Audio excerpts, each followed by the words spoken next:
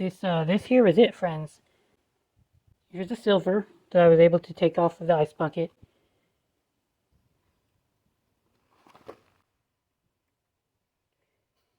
So about 16 to 18 grams. It says 16 because remember I'm going to subtract the 10 from the weight of the coffee filters because I got 3 coffee filters here. So I've recovered all the silver I can and placed it into this gravy boat over here. Here's what the filter looks like. Clearly there's still a little bit more silver left. None of my extraction methods are going to be able to get 100%.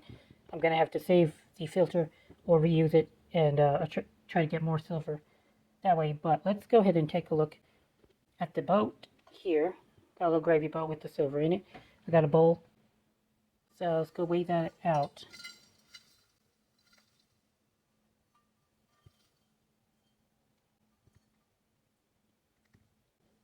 Sorry, there's still a little bit in there and it will come out. Just give me 1 second. 12 grams in the bowl here. I would estimate still another 2 grams in the filter, maybe. So we've got about 12 grams. 13, 14 grams of silver or so. Let's go take a look at the ice bucket, though. Here's the ice bucket, guys. I've ran this through the battery charger for plenty. So I'm not going to do it anymore and try to get a little bit more silver off the piece. But clearly we can tell that there's still quite a, I wouldn't say a lot, but there's still fractions of remnants of silver plating on this ice bucket. It definitely wouldn't say that it was extracted 100%.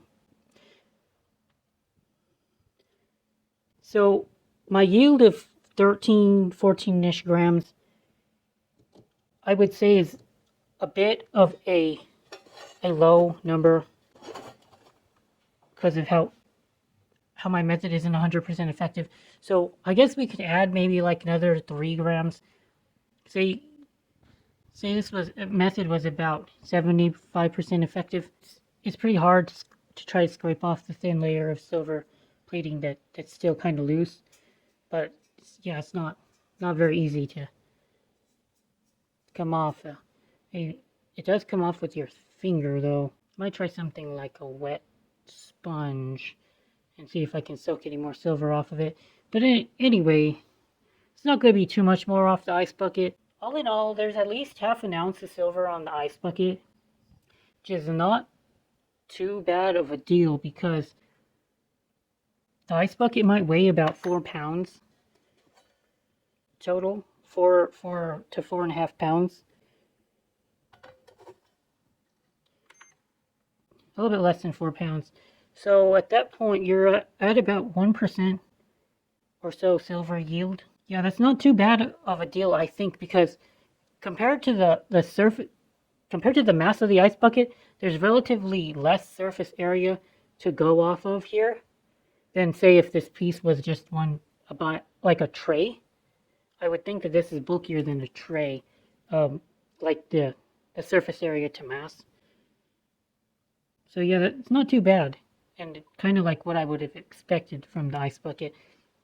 That's kind of what I've been thinking all along, is that if you would have taken this ice bucket to a scrapyard, they would have paid you for the price of the base metal, which they might have considered to be brass. I don't know what base metal they would have considered this ice bucket to be, but it probably would have went for $2 a pound. But half the value at $2 a pound, that's like what, $8? $8 to $7.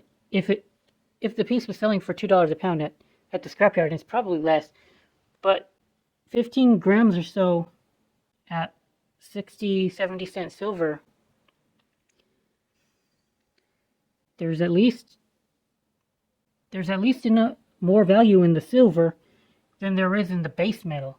And this is at $24, $25 silver. So take that for how you guys want to take it. I'm just here to make a point. Good Marks, goods out.